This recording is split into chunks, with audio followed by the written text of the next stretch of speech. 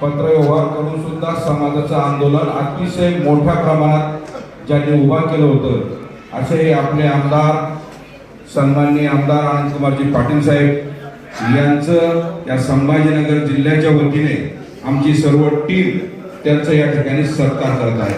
एकदा सर्वांनी टाळ्या वाजवा यासाठी। बरं ठीक आहे।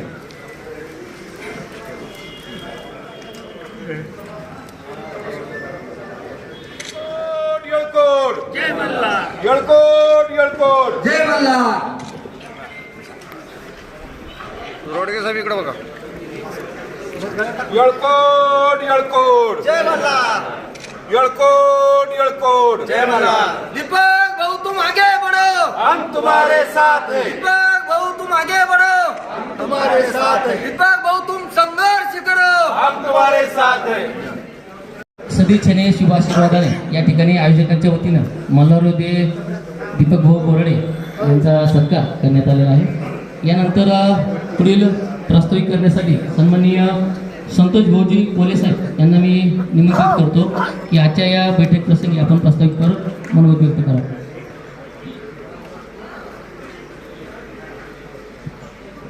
तत्पूर्वी आलेल्या वतीनं सहर्ष स्वागत, सुस्वागत और सुस्वागत।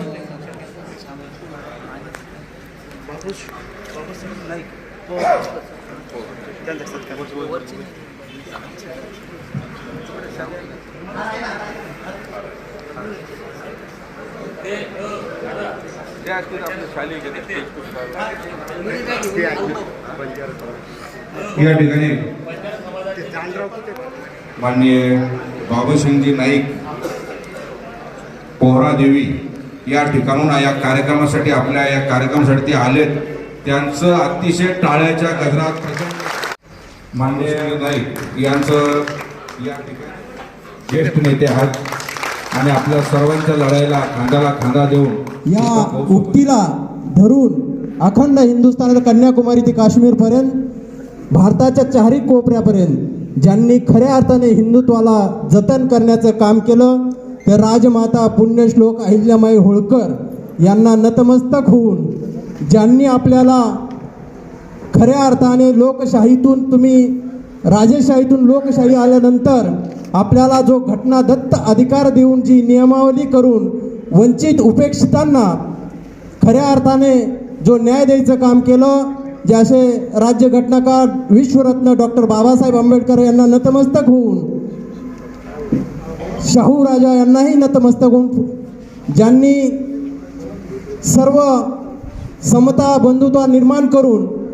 या महिलांना शिक्षणात खऱ्या अर्थाने आधुनिक सावित्री सरस्वती म्हणून ज्यांना म्हणलं जातं त्या सावित्रीबाई फुले, महात्मा ज्योतिबा फुले आणि या महाराष्ट्राचं नवे देशाचं आराध्य दैवत छत्रपती शिवाजी महाराज यांना नतमस्तक होत आपण ज्या विचारधारा घेऊन या महाराष्ट्रामध्ये जाणार आहोत, खऱ्या अर्थानं या भारत देशाचे मूळ निवासी आणि या भारत देशाला एक स्वातंत्र्यपूर्व काळामध्ये या देशाची किंवा या परिसराची जी संपत्ती होती ती धनसंपत्ती होती, ती संपत्ती तयार करणारा हा मूळ निवासी धनगर समाज हा या ठिकाणी जमलेला आपल्याला काळाच्या ओघामध्ये डॉक्टर बाबासाहेब आंबेडकरांनी जे आपल्याला आरक्षण दिलेलं होतं ते आरक्षण लोकशाहीमधील या सत्ता पिपासू लोकांना आपल्याला सत्तेपासून बाजूला ठेवलं आणि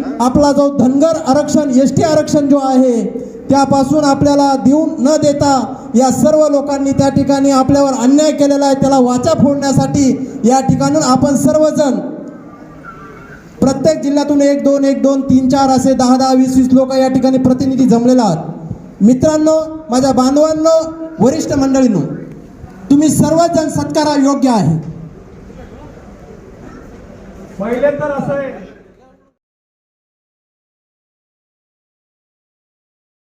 फोटो मग तुम्ही घ्या सगळे बाकी एक घेऊ द्या आम्हाला।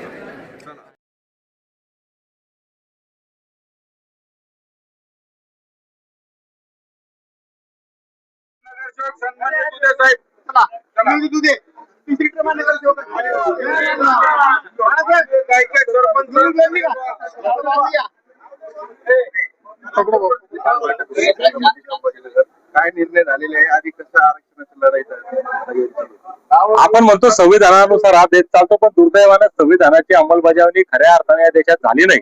संविधानाला अभिप्रेत असलेली समानता या देशामध्ये रुजली नाही.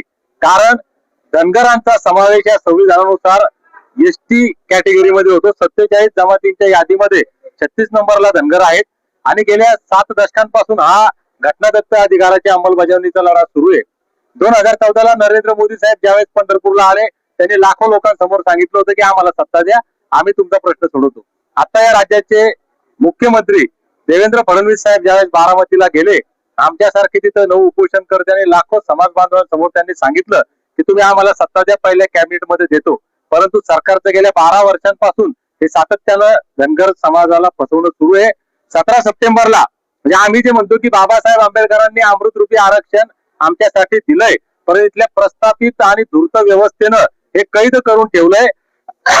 त्याला या अमृतरूपी आरक्षणाला मुक्त करण्यासाठी घटनादत्त अधिकाराची अंमलबजावणी व्हावी म्हणून 17 सप्टेंबरला मराठवाडा मुक्ती संग्राम दिनी आम्ही एक आंदोलन, एक लढा सुरू केला. तो लढा पुढे जात असताना 21 जानेवारीला मुंबईच्या आझाद मैदानामध्ये जाण्याचं ठरलं होतं. हा लढा दडपण्याचं सरकारनं एक षडयंत्र केलं, परंतु मल्हार मावळे या दबाव तंत्राला, अटक 17ला यांच्या धमकीला, यांच्या भीतीला न घाबरता मुंबईच्या आझाद मैदानामध्ये धडकला. 21 जानेवारीला आम्ही शांततेच्या मार्गाने मुंबईतून परत येताना सरकारला सांगितलं होतं, प्रशासनाला सांगितलं होतं की आम्ही परत कायदेशीर पद्धतीनं, संविधानिक पद्धतीनं शांततेच्या मार्गाने येऊ. आमच्या स्वाभिमानाला डिवचण्याचं काम तुम्ही करू नका. म्हणून आज संभाजीनगरच्या या भूमीमध्ये एक ऐतिहासिक, निर्णायक आणि शेवटची राज्यस्तरीय बैठक धनगर समाजाची झाली. या बैठकीसाठी समाजाचे ज्येष्ठ नेते ज्यांनी 3 वेळा विधिमंडळाचं प्रतिनिधित्व करत समाजाच्या आरक्षणाचा प्रश्न लढला, असे आनंद कुमार पाटील साहेबांपासून प्रत्येक जिल्ह्यातील खूप सारे महत्वाचे बांधव या ठिकाणी आलेले होते. आणि आज एक निर्णय झाला की 16 मार्च रोजी होळकरशाहीचे संस्थापक, आटकेपार झेंडे फडकावणारे सुभेदार मल्हारराव होळकर यांची जयंती आणि मल्हारराव होळकरांची जयंती धनगर मुंबईत साजरी करणार. मुंबईच्या आझाद मैदानामध्ये धनगर या घटनादत्त अधिकाराच्या अंमलबजावणीचा प्रश्न घेऊन जाणार. कारण अधिवेशन सध्या चालू आहे, सर्व आमदार मुंबईमध्ये आहेत, सर्व सरकार मुंबईमध्ये आहे. म्हणून 16 मार्च रोजी मल्हार मावळे, आमच्या अहिल्यामाईंच्या लेखी आम्ही ताकदीनं मुंबईमध्ये जाऊ. आमच्या एसटी आरक्षणाची अंमलबजावणी होत नाही तोपर्यंत आम्ही मुंबई सोडणार नाही. आता तुम्ही काय बोलताना सांगितलं सरकारने फसवलेलं आहे, काय नेमकं फसवणूक झालेली आहे? सरकारच्या वतीनं देवेंद्र फडणवीस राज्याचे मुख्यमंत्री आणि देशाचे पंतप्रधान नरेंद्र मोदी यांनी लाखो समाज बांधवांसमोर सांगितलं होतं की आम्ही सत्तेत आलो तर तुमचा प्रश्न सोडवतो. फडणवीस साहेबांनी सांगितलं होतं की पहिल्या कॅबिनेटमध्ये सोडवतो, हे लेखी दिलं होतं. आज धनगरांमुळे या देशात, या राज्यात भाजप सत्तेमध्ये आलं. नरेंद्र मोदी साहेब पंतप्रधान झाले, पण त्यांनी दिलेला शब्द पाळला नाही.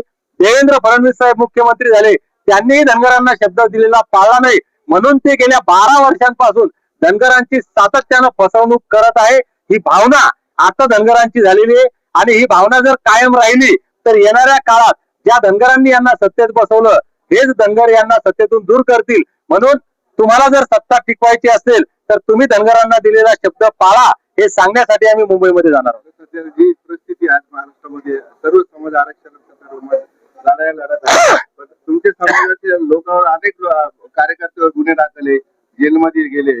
आता यांच्याकडून काय अपेक्षा आहे तुम्हाला सरकारकडून? नाही, निश्चितपणे हे एक मुक्ती संग्राम याला आम्ही नाव दिलं. ही आझादीची एक प्रकारे लढाई आहे आणि क्रांती हे बलिदान मागत असते. आमच्या कित्येक बांधवांना बलिदान द्यावं लागलं. हजारो बांधवांवर, माझ्यासह या सर्वांवर कितीतरी गुन्हे दाखल आहेत आणि निश्चितपणे उद्या आम्हाला जेलमध्ये जाण्याचं काम पडलं, आम्हाला फासावर जरी लटकवलं सरकारनं, तरी आम्ही समाजाच्या प्रश्नाप्रती कसल्याही प्रकारची तडजोड करणार नाही. सरकारला याच्यामध्ये माफी देणार नाही. आंदोलन काय दिशा असते? आंदोलन 15 तारखेला सकाळी 10 वाजता जालन्यातून जिथून आंदोलन सुरू झालं होतं त्या राष्ट्रमाता अहिल्यादेवी होळकर यांच्या नियोजित स्मारकाच्या जागेवरून मल्हार मावळे, आमच्या अहिल्यामाईच्या लेखी 15 तारखेला सकाळी 10 वाजता मुंबईच्या दिशेनं निघू. 15 तारखेला मुंबईच्या वेशीवर मुक्कामाला थांबू आणि 16 तारखेला सकाळी 10 वाजता संविधानिक मार्गानं, शांततेच्या मार्गानं, ज्या संविधानानं आम्हाला अधिकार दिला आंदोलन करण्याचा, त्या अधिकाराच्या अंतर्गत आम्ही मुंबईच्या आझाद मैदानावर सकाळी 10 वाजता बसू आणि मला खात्री आहे जर या महाराष्ट्रातला प्रत्येक मावळा मल्हार मावळा ताकदीनं जर मुंबईमध्ये आला तर 16 तारखेला संध्याकाळपर्यंत देवेंद्र फडणवीस साहेबांना या बाबतीमध्ये सकारात्मक निर्णय घ्यावा लागेल. समाज माध्यमांना काय आव्हान करणार याच माध्यमातून? समाज बांधवांना एकच विनंती करेल की भावांनो, खूप लढाया लढलो, समाजाचा किती वेळ पैसा वाया गेला हिशोब लागत नाही. आमचं छोटस स्वप्न आहे की बारामतीच्या मातीतून स्वर्गीय बी.के. कोकरे साहेबांनी खऱ्या अर्थानं हा लढा राज्यभर नेला आणि तेव्हापासून त्यांच्या अगोदर सुद्धा सातत्यानं समाज हा लढा लढतोय. या लढाईचा शेवट झाला पाहिजे, आमच्या लेकरा बाळांचं कल्याण झालं पाहिजे, म्हणून आम्ही हा शेवटचा निर्णायक लढा लढतोय. आपण सुद्धा शेवटचा लढा म्हणून, निर्णायक लढा म्हणून, आमच्या लेकरा बाळांच्या कल्याणाच्या, समाजाच्या अस्तित्वाचा, भविष्याचा शेवटचा लढा म्हणून ताकदीनं तनमन धनानं या लढ्यामध्ये सहभागी व्हा. 15 तारखेला महाराष्ट्रातल्या प्रत्येक मल्हार मावळ्यानं मिळेल त्या वाहनानं, मिळेल त्या साधनानं जालन्यामध्ये या.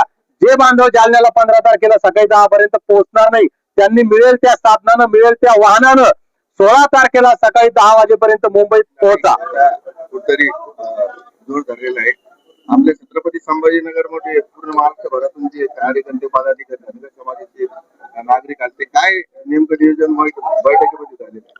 या ठिकाणी या महाराष्ट्रामधून संभाजीनगरला अनेक कार्यकर्ते, प्रत्येक जिल्ह्यातनं कार्यकर्त्याला बोलवलं होतं. प्रत्येक जिल्ह्यातनं 5 ते 10 कार्यकर्ते, 2 कार्यकर्ते, 4 कार्यकर्ते या ठिकाणी आलेले होते. सर्व कार्यकर्ते तोला मोलाचे होते आणि या समाजाची, धनगर समाजाच्या आरक्षणाची लढाई ही निर्णायक वळणावरती आलेली आहे. येत्या 16 तारखेला मल्हारराव होळकरांची जयंती आहे. ती जयंती आम्ही मानण्यासाठी मुंबईला आम्ही आगेकूच करणार आहोत आणि त्याच ठिकाणी आरक्षणाचा लढा हा उभारणार आहोत. तो आरक्षणाचा लढा उभारताना संपूर्ण महाराष्ट्रातले आज जेवढे सर्व कार्यकर्ते आले होते त्यांनी सर्वांनी निर्धार केलेला आहे की येत्या 16 तारखेला मुंबई ही पूर्ण पिवळी धमक करायची आहे. सर्व ठिकाणी आंदोलक त्या ठिकाणी तुम्हाला दिसतील. धनगर समाजाचा जलवा त्या ठिकाणी दिसेल आणि तो जलवा असा असेल की माननीय मुख्यमंत्री देवेंद्रजी फडणवीस साहेब यांना मात्र काहीतरी निर्णय घेतल्याशिवाय त्यांच्या घरी त्यांना झोप येणार नाही, एवढा मात्र निश्चित सांगतो. कारण मुंबईत गेल्यानंतर गुलाल आपल्या अंगावर पडून अपेक्षा आहे. मुंबईत गेल्यानंतर गुलाल नाही परंतु भंडारा मात्र आमच्या अंगावर आम्ही पाडू घेणार आहे आणि तो भंडारा आम्ही पाडण्यासाठी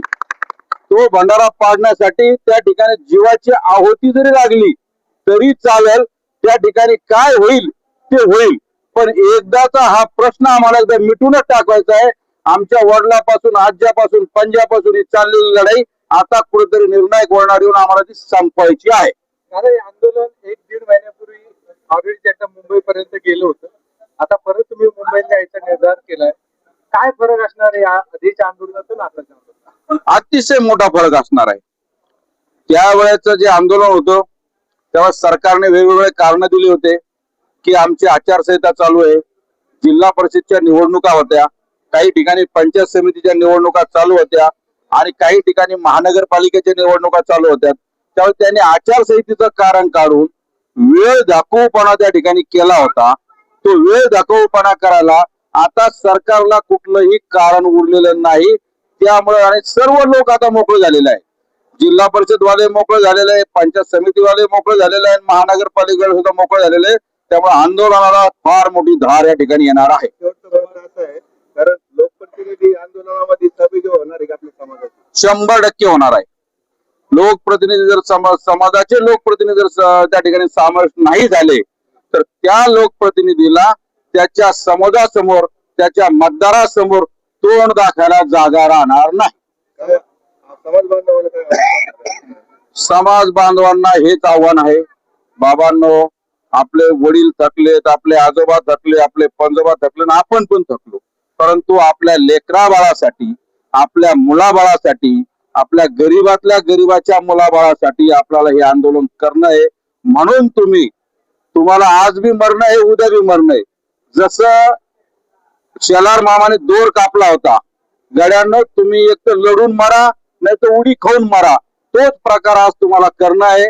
तुम्हाला मुंबईच्या ठिकाणी त्या आरक्षण ठिकाणी जाणं आहे, एक तर तुम्हाला आरक्षण घेऊन येणं आहे, नसता तिथं तुमचा स्वतःचा जीव गमवणं आहे.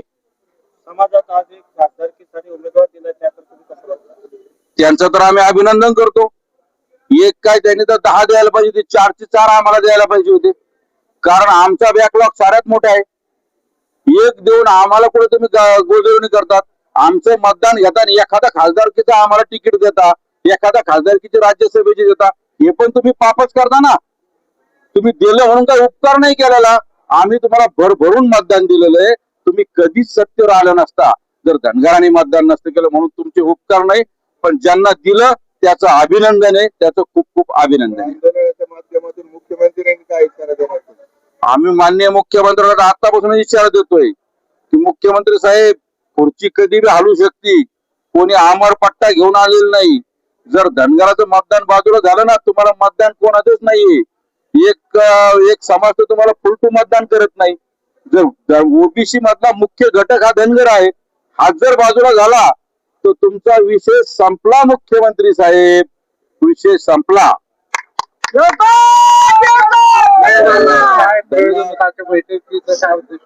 आज छत्रपती संभाजी नगर इथं महाराष्ट्रातील प्रत्येक मल्हार मावळा जो की चळवळीतला आहे ते सगळे आज प्रत्येक जिल्ह्यातून प्रत्येक तालुक्यातून आज इथं आलते.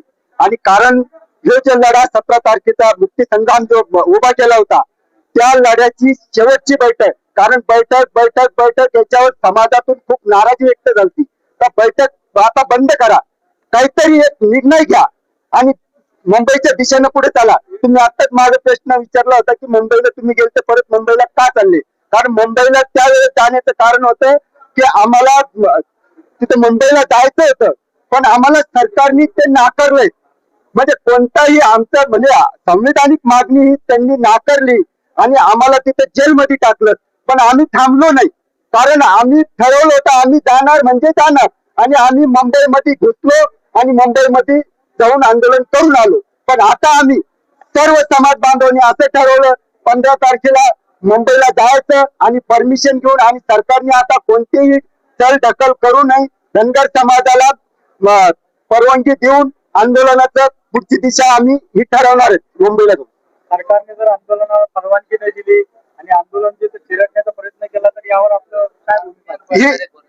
हे बघा, आमचा समाज हा दऱ्याखोऱ्यात राहणार आहे आणि जर परवानगी ह्या वेळेस जर नाकारली तर 100% मेंढ्या, आमचे बिराड, साप तुप घेऊन, कारण आम्ही जंगलात राहणार आहे, त्या मुंबईमध्ये आम्ही सोडून देऊ. आता सरकार चाल ढकल करू शकत नाही, हे आता सरकारने लक्षात घ्यायला पाहिजे. तरी या आंदोलनाला ओबीसी नेतेचा पाठिंबा आहे का? कारण मागच्या वेळेस मुंबईला ज्यावेळेस गेले होते दीपक बोराडे, त्यात लक्ष्मण हाके यांनी विरोध केला होता किंवा काही व्हिडिओ प्रसारित केले होते आणि पाठिंबा दिला नव्हता. काय वाटतं? नाही, तसं काही नाही. त्यांचा पाठिंबा आहे. धनगर समाजाच्या एसटी आरक्षण अंमलबजावणी व्हावी ह्यासाठी धनगर समाजातला लहान कार्यकर्ता पासून तर मोठा जो नेता आहे तो कोणीही असं म्हणू शकत नाही की धनगर समाजाचं आंदोलन करू नये का नाही. असं काही नाही, सगळे सोबत आहेत. फक्त काही निगेटिव्ह पसरले जातात. त्यावेळेस असा मुद्दा आला होता की धनगर समाजाचे नेते कोण, म्हणजे दीपक बोराडे का असे पण बरेचसे सोशल मीडियावरती पोस्ट करतात. नाही, सोशल मीडियावर काही घटक आहेत, ते आमचेच बांधव आहेत तर कोण आहेत ते आम्ही सांगणार नाही. पण धनगर समाज एक आहेत आणि 100% मुंबईकडे एकजुटीनं आमचा समाज जाणार आहे, एवढंच. आज या बैठकीच्या माध्यमातून सरकारला काय इशारा देणार? सरकारला एकच सांगणं आहे, आता हे अधिवेशन चालू आहे, तुम्हाला काय जे करायचं असेल ते करा, पण धनगर समाजाची जी संविधानिक मागणी आहे, कारण तुम्ही शब्द दिलेला आहे, तुमच्यात जर नैतिकता असली, तुमच्या जर शब्दाला किंमत असली तर तुम्ही तो निर्णय या अधिवेशनामध्ये घ्यावा आणि धनगर समाजाला न्याय द्यावा. नसता धनगर समाजानं जसं तुम्हाला सत्तेवर बसवलं तसे सत्तेवरून उकळून फेकायची ताकद ही फक्त धनगर समाजात आहे. आपलं नाव सांगा. मी संजय रामराव फटाकडे, एक सामाजिक कार्यकर्ता. बांधवांचा आज धनगर समाजाची आरक्षणासंदर्भामध्ये मोठा मेळावा आयोजित करण्यात आला. लढा कसा असणार? कारण आता मुंबईची हात दिलेली समाजाने, किती लोक जाणार आहेत, कशी लढाई असणार? समाजाची लढाई ही अनेक वर्षापासून आहे. आता आपल्याला समाजाने इथं बैठकीमध्ये आमच्या सर्वांमध्ये एक ठराव घेतला आम्ही की आम्हाला 16 मार्चला मुंबई आझाद मैदान इथे आम्हाला जायचं होतं आणि तिथं आम्ही सर्व समाज, महाराष्ट्रातील सर्व समाज तिथंच आहेत. मग आमचे जे आरक्षण आहे, जे काही वर्षापासून या सरकारने आम्हाला जुळवत ठेवलेले, ते आरक्षण आम्हाला मिळवण्यासाठी या देवेंद्र फडणवीसने आम्हाला फसवलंय. हे आरक्षण आम्ही मिळवण्यासाठी जातोय. तर आता तुम्ही सांगितलं फसवलंय म्हणून, पण त्यांच्याकडून काय अपेक्षा आहे तुम्हाला? मुंबईला जायचं आरक्षण घ्यायचंय म्हणजे गुलाल घेऊनच येणार का? आम्ही तिथं जाईन तर 100% आम्ही गुलालच घेऊन येणार. आम्ही तसं येणार नाही. तर समाज बांधवांना काय आवाहन करतायत? आम्ही समाज बांधवांना हीच विनंती करणार आहे की आपली ही शेवटची लढाई आहे. महाराष्ट्रातून सर्व कानाकोपऱ्यातून पूर्ण भारतभर मधल्या धनगर समाजाने तिथं यावा, हे मी त्यांना आवाहन करतोय. आपलं नाव? दिलीप रेठे. काय उद्देश आहे? आज या ठिकाणी महाराष्ट्रातून, मराठवाड्यातून धनगर समाजाच्या प्रमुख कार्यकर्त्यांची, प्रमुख नेत्यांची बैठक बोलवण्यात आली होती. धनगर आरक्षण हा एक मुद्दा महत्वाचा होता आणि त्याच धनगर आरक्षण अंमलबजावणी हा मुद्दा होता आणि या मुद्द्याला अनुसरून आज या ठिकाणी बैठक बोलवली होती. संबंध राज्यभरातून, प्रत्येक जिल्ह्यातून, वेगवेगळ्या तालुक्यातून सगळे कार्यकर्ते या ठिकाणी उपस्थित झाले होते. आणि या प्रसंगी आता जो 16 तारखेला मुंबईला जायचं आहे, जो आमचा एक जयंतीचा कार्यक्रम त्या ठिकाणी होणार आहे, ती जयंती आम्ही मुंबईला जाऊन साजरी करणार आहोत. तर त्या जयंतीच्या नंतर जर भाजपचं सरकार आणि देवेंद्र फडणवीस यांनी धनगराच्या आरक्षणाच्या बाबतीत योग्य निर्णय घेतला नाही, तर ज्या प्रकारे 2014ला एक खोटं चॉकलेट देऊन या देवेंद्र फडणवीसने आणि भारतीय जनता पार्टी आणि त्यावेळेची असलेल्या युतीने आमच्या धनगराला एड्यात काढलं की पहिल्या कॅबिनेटमध्ये आरक्षण देतो, आणि आतापर्यंत लोक त्याच्यावर विश्वास ठेवत गेले आणि त्या देवेंद्र फडणवीसला त्या मुख्यमंत्री पदाच्या खुर्चीवर धनगरांनी बसवलं. आणि आता त्या देवेंद्र फडणवीसला तसं भारतीय जनता पार्टीने एक मोठा समाज मतदान करत नाही, त्यांच्या तो विरोधात आहे. आणि आम्हाला आरक्षण देणारे म्हणून आमच्या काही लोकांना थोडं सत्ता दिली म्हणून आम्ही धनगर त्यांच्या सोबत आजपर्यंत आहोत. पण आता जर आमची पण अशी हेळसांड जर त्यांनी लावली असेल, मुंबईला आम्ही गेलो आमच्या लोकांना अटक करता, हे करतात, हे करतात, दादागिरी करून किंवा काय पोलिसांचा धाक दाखवून असं सगळं धनगरांना पिळवणुकीचा जो प्रकार देवेंद्र फडणवीसांनी लावला, तर 16 तारखेच्या नंतर जर 16 तारखेचा जो मोर्चा होईल किंवा तिथं जी जयंती होईल आणि तिथून जर योग्य निर्णय सरकारने दिला नाही, सरकार म्हणण्यापेक्षा सरकार आम्ही देवेंद्र फडणवीस डायरेक्ट म्हणतो, कारण सरकारच देवेंद्र फडणवीस चालवतोय आता. पण देवेंद्र फडणवीसने जर योग्य निर्णय आमच्या धनगर समाजाविषयी दिला नाही, तर ज्या प्रकारे त्यांना 2014 पासून सत्तेवर बसवलेलं आहे, त्याच प्रकारे तिथून पुढे आम्ही त्या देवेंद्र फडणवीस आणि भारतीय जनता पार्टीच्या विरोधात कामं करायला सुरुवात करू. कारण आंदोलन आणि मोर्चे नाही, आता आंदोलन मोर्चे झाले, आंदोलन मोर्चे यांना काय फरक पडतो? यांच्याकडे काही मशनरी आहे, यांच्याकडे मशनरी यंत्रणा आहे, ते आंदोलन मोर्चे होत राहतील नंतर. पण इथून पुढे आमचे सगळे धनगर समाजाचे कार्यकर्ते, सगळे धनगर समाजाचे कार्यकर्ते भारतीय जनता पार्टी आणि देवेंद्र फडणवीसांच्या विरोधात प्रचार करायला लागतील आणि येणाऱ्या निवडणुकीमध्ये देवेंद्र फडणवीसला पाय उतार केल्याशिवाय आम्ही राहणार नाही, एवढंच या ठिकाणी आम्ही सांगतो. दुसरं काय बोलणार आहे?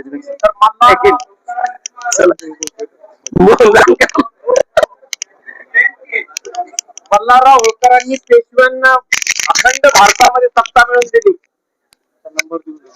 त्यांच्या जयंतीला, त्यांची जयंतीच आम्ही मुंबईमध्ये साजरी करणार आहे. त्याच पेशव्यांचा जो पेशवा फडणवीस बसलेला आहे, त्यांना जर सुबुद्धी सुचावी म्हणून आम्ही ती तारीख निवडलेली. म्हणून फडणवीस साहेबांना आव्हान आहे, तुम्हाला जर भूतकाळामध्ये आम्ही सत्ता मिळवून देऊ शकतो, तुम्हाला सध्याही 2014 मध्ये सत्ता दिली, पण जर तुम्ही धनगरांबरोबर दगा फटका करताल तर गाठ होळकरांच्या हा जो विचार करण्याचा म्हणजे या लढ्याला कमी लेखण्याचा प्रकार, आमचा हा संविधानिक अधिकार आहे, तो घटनेने दिला होता. परंतु धनगर समाज अडाणी होते, समाज अडाणी होता. मीडियामुळे योग्य नेता न मिळाल्यामुळे हा लढा वर येत नव्हता. वेळोवेळी अनेक सरकारांनी हा लढा फोडलेला होता, पण दीपक भाऊ सारखा खंबीर नेता मिळाल्यानंतर म्हणून हा लढा सुरू. Subscribe now and press the bell icon. Never miss an update.